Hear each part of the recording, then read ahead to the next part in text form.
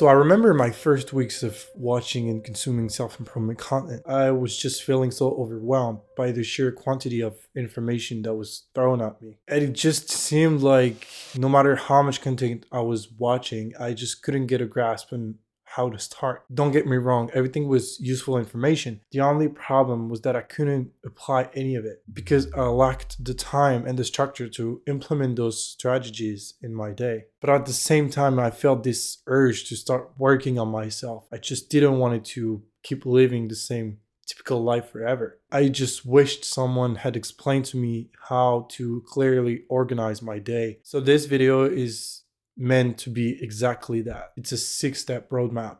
Let's get into it. So if you really think about it, the first thing that you have to do is to get a clear understanding and a clear idea of how you're allocating your time each day. At the end of the day, everyone has the same 24 hours, and if you don't have enough time for your personal growth, it's likely because you're not using it effectively. And that's okay at first because society doesn't teach you how to use your time wisely. In fact, it's quite the opposite. For example, the school system teaches you how to sit in a chair for 8 hours straight when you can only focus for half of that time, if not less. Work hours are 9 to 5, where most people only get 1 or 2 hours of actual work done. Whereas in an ideal world, your 24 hours could be yours. You could be the one choosing how you spend them. But for that, you need to learn how to optimize your time. That's why the first thing to do is use a calendar. A digital calendar is more convenient as it's just always with you on your phone and you can access it at any time. You can use any calendar like Google Calendar. I know that there's the iPhone built-in calendar, but I personally use Notion Calendar as it's just connected to everything else, and for me it's quite convenient. Thank you Notion for sponsoring this video. And what you need to start is bringing clarity on how you're spending your day. To do this, the only thing that you'll need is to fill out your calendar at the end of each day. So you basically sit down for 10 minutes and you write in different blocks each activity that you've engaged in throughout your day. And the most important thing here is to be as precise as possible. List out everything you engage in and the according time. So this includes your routines, your habits, all the activities, and it could look something like this. So 7 a.m. wake up, 7:15 personal hygiene, 7:30 eat, 8 driving to work, 9 beginning of work, 9:15 checking emails, 9:30 the first meeting, whatever. List goes on and on. The first time, I'm telling you, your brain will be foggy. You've just never done that before. But as you continue, as you keep engaging in that behavior, you'll gain a clear understanding of how you're spending your time, and that's extremely valuable. More than that, you'll probably be shocked by the results. Now, obviously, you have 6 to 8 hours that are most likely to be spent on work or school.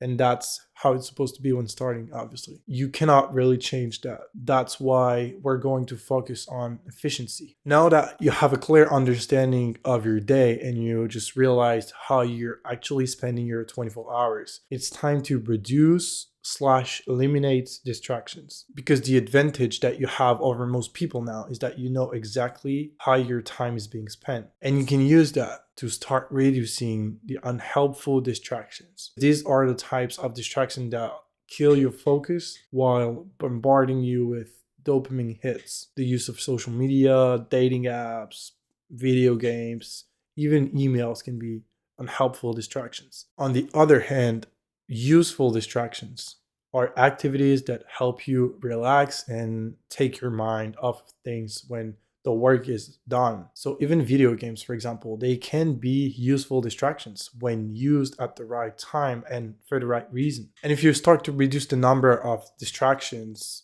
you'll improve the quality of your focus and the outcome of your work. Therefore, by not breaking your focus and your attention because of those, you'll be able to do more productive work while doing your own work, writing emails, or doing that, I don't know, the assignment. And it just is crazy how much people underestimate this. It can take you half the time it used to take you if you just get rid of all distractions. And that's exactly how you start to free up some time in your day for you to focus on personal growth. You slow down the tempo of the day by being more focused when you need to be. And as you do this, you normally start to be able to free up some space in your digital calendar. And when I was in university, I just remember feeling like there wasn't enough time in my day between school, part-time job, and the homework. The thing is, I was also spending 3 hours on social media, 2 hours watching videos while eating and cooking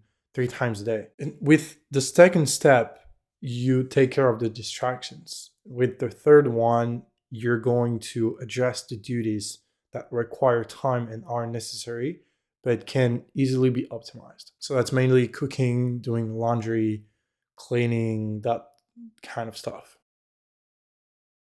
This is when you find and you start to build time efficient systems to compress the time that it takes you to do these things, because they cannot really be present on a daily basis. Otherwise, they'll just start consuming all of your time. Can sound silly, but one thing that changed my life was meal prepping.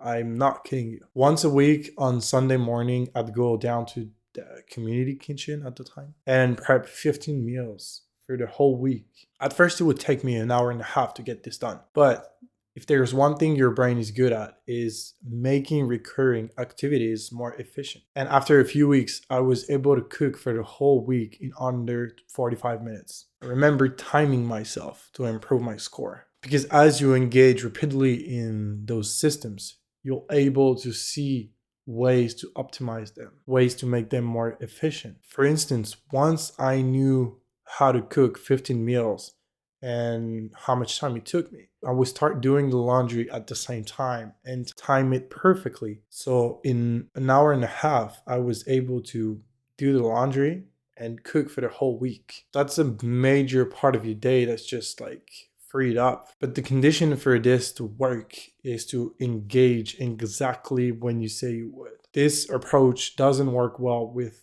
procrastination, because that's basically you booking a spot on your calendar and you just do it. You don't think, you just engage. And trust me, you'll thank yourself later. Because when you come home at 10 p.m. after a boxing practice and you see that your rice and chicken are already prepared in a little box, it's all worth it. Now, to be honest, this may take you a few iterations. Being able to test out all the different combinations of systems and ways to make those more efficient will take you a little bit of time. But the good thing is that when it works, you've freed up enough time for yourself to really start working on your personal growth and what truly matters. And I'd say that when starting, the goal is to free up as much as an hour or 2 hours if you can per day. And I'm not saying that this should mean that you're going to watch 2 hours of self-improvement content per day, because that's what I did when I first started and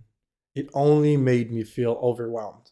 Don't repeat the same mistake, please. Instead, what I did and what I recommend you doing is to start implementing an education block. So this is basically a block of time where you learn things and then you go out there and implement them. Depending on your goal, this time is for you to research the skills that you want to learn next and really work on them. The first thing that you always need to be doing, if you're not doing it currently, is to start with physical activity. So let's go back to my example. With the time that I freed up for myself, optimizing the cooking and the cleaning, I freed up an hour and a half, and I was spending it like this. I was doing 30 minutes watching a workout video, and then I work out for 30 minutes myself, trying to implement the things I had just watched. If you're already going to the gym or doing any regular physical activity, let's just say that maybe you want to learn how to copyright and you only have an hour. So you watch a 30 minutes tutorial on how to write persuasive content, and then you practice the skill for the other 30 minutes that's remaining. And that's just how it starts. You building a solid foundation for your personal growth as a pillar of your day. The condition here is that it needs to be daily or almost daily. Your brain needs to be frequently engaging in the task and exposed to the same cues in the same context. But trust me, if you build this education block, I think it will stay with you for the rest of your life because it's tremendously valuable. Imagine having 1 hour per day working on your skill acquisition. That's just crazy. This is a cheat code. The vast majority of people don't have that in their daily life. Now, a big mistake that you don't want to make is taking your system for granted. That is why you have to anchor your system before moving on.